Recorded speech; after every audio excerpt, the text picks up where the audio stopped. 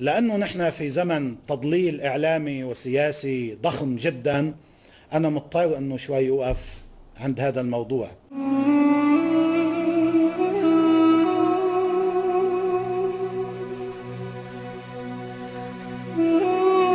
سماحة القائد حفظه الله أصيل ومتين واستقلالي وشجاع، ولا يخضع لأي هيمنة ولا لأي قداسة، حتى قداسة العلماء الكبار والفقهاء العظام أو الفلاسفة الكبار. نحن أهل العقل وأهل المنطق وأهل الحكمة وأهل الأصول والمباني، ولدينا علماء كبار ومراجع كبار ومحققون كبار.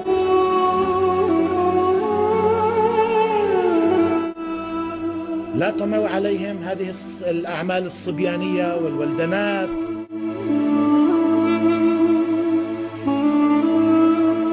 وعاملينه حفيد المهدي واليماني وكذا. أنا استمعت إلى خطاب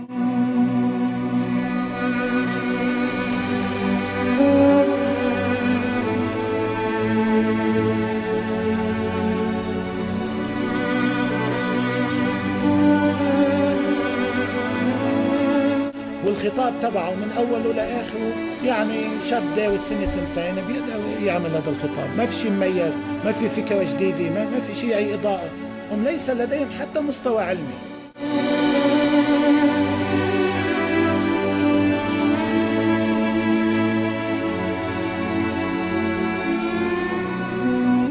هذا الإلحاد العلمي الذي ينظر له علماء كبار جدا معروفين حائزين على جوائز كبيرة، لأول مرة في التاريخ عندنا فعلا ردود جاءت في كتاب وهم الإلحاد لأحمد الحسن، ردود علمية جدية تناقش النظريات في تفاصيلها وتنظير في التنظير الفلسفي للإلحاد من خلال هذه النظريات. إذن فالعلم نعم فعلا لا يتعارض مع الدين، ولكن لا يمكن لعاقل أن يقبل هذا دون أن يرفع التناقض. هذا ما يفعله الكاتب أحمد الحسن في هذا الكتاب علميا،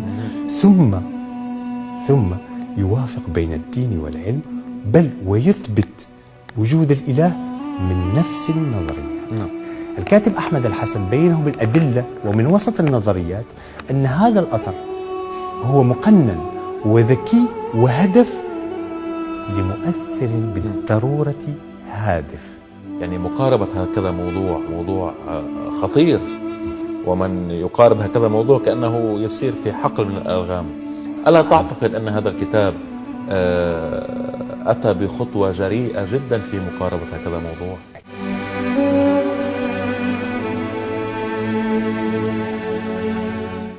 يعني أنا بس إجي طبق بغير علم، أنا عم كذب على الناس، والكذب حرام، وهذا فيه تضليل، وهذا فيه تشويه.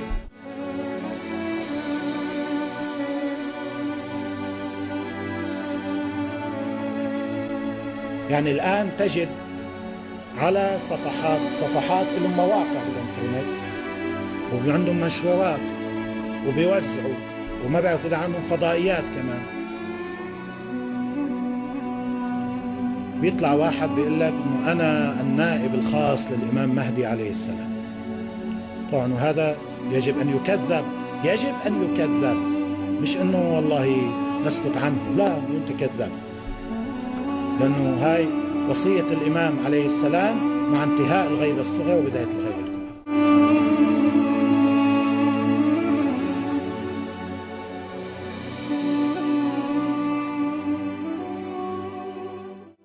هذا كذب، هذا دجل، وهذا يجب أن يكذب، ويجب أن ينهى عن هذا المنكر وعن هذا الضلال وعن هذا الفساد. ما في نائب خاص للإمام، ما في سفير خاص للإمام. بيجي واحد لك أنا سفير الإمام المهدي عليه السلام إلى اللبنانيين أو إلى العراقيين أو إلى ما بعرف مين، والإمام المهدي عليه السلام يقول لكم افعلوا كذا، افعلوا كذا، لا تفعلوا كذا، لا تفعلوا كذا.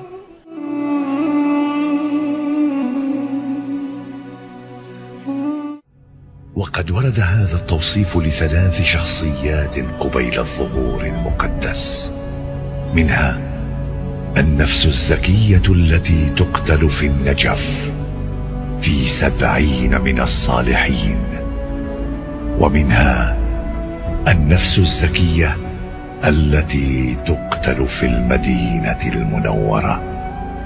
أما الشخصية الثالثة وهي أهمها، إذ هو من العلائم المحتومة للظهور، وهو رسول الإمام المهدي عجل الله تعالى فرجه الشريف، قبيل ظهوره المقدس إلى أهل مكة.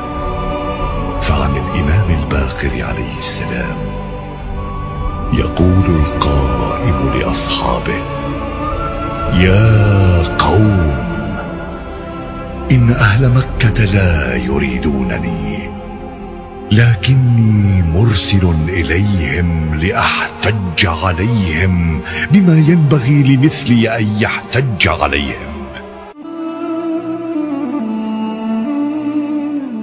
بصير واحد انه هو يدعي انه هو الامام وهو معصوم، ويكسر بالنحو، كسر اعظام سيبويه وبيكسر بالبلاغه.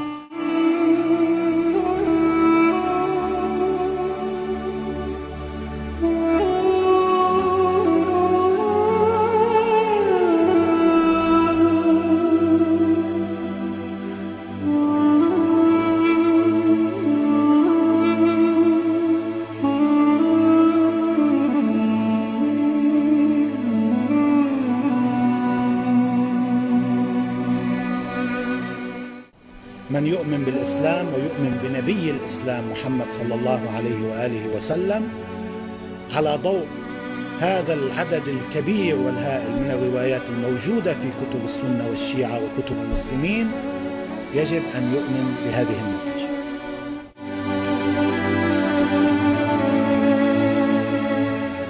ما يصطلح عليه بالتواتر، هذه أحاديث متواترة وتصل إلى نتيجة قطعية وحاسمة. هذا واحد.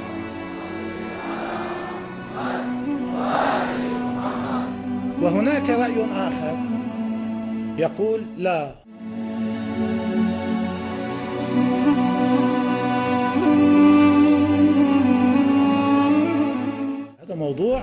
هذا موضوع بيترتب عليه مصائب، وبيترتب عليه مستقبل، وبيترتب عليه حروب، وبيترتب عليه مواقف، بيترتب عليه معنويات عالية وانهيارات نفسية. هذا الموضوع بيترتب عليه آمال وإحباطات. هون عم تلعب مش بفكر واحد وثقافة واحد، عم تلعب بمصير شعوب، مصير لأنه في ناس بالنهاية بتتأثر وبتبني حساباتها على هذا الأساس.